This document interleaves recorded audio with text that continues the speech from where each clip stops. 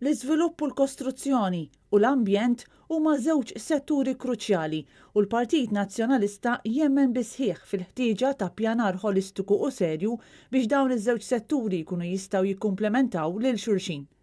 Waqt konferenza tal-aħbarijiet, waħda minn sensiela li tulhom il-Partit Nazzjonalista qed jispjega aktar fid-dettall it-12 pilastru li fuqhom bena l-viżjoni soċjo-ekonomika tiegħu, il-kellim tal-Partit Nazzjonalista dwar l-infrastruttura Tony Bezzina spjega li l-iżvilupp li jkun qed jiġi propost irid isir b'attenzjoni għall-estetika u l-ambjent tal-madwar.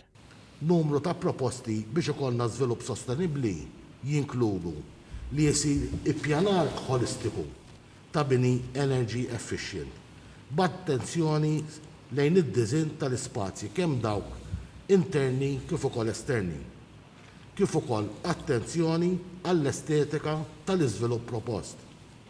U li l-iżvilupp propost jeħtieġ li jintegra mal-ambjent tal-madwar.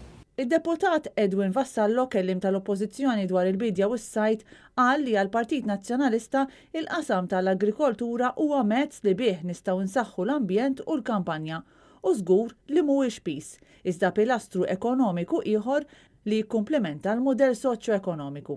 Din hi l-ekonomija tan-nies fejn trid toss dak li huwa naturali, tieħu ħsiebu b'mod responsabbli biex finalment inħallu lil tawarajna fil-waqt li ngawdu aħna kampanja li tixirqilna.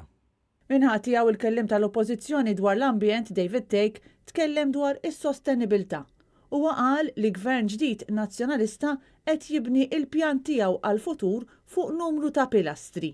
L-ewwel pilastru tagħna huwa dak li għandu x'jaqsam mal-ambjent tagħna għax wara kollox mingħajr ambjent san u b'saħħtu lanqas biss jista' jeżisti il-bniedem.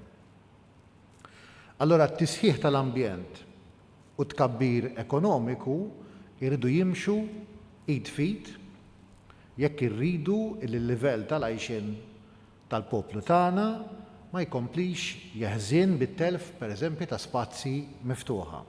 Id-deputati nazzjonalista insistew li ambjent san ifisser poplu b'saħħtu u li jekk ma jkollokx poplu b'saħħtu qatt ma jista' jkollok ekonomija b'saħħitha. U għalhekk li ambjent u ekonomija dejjem iridu jimxu id fit.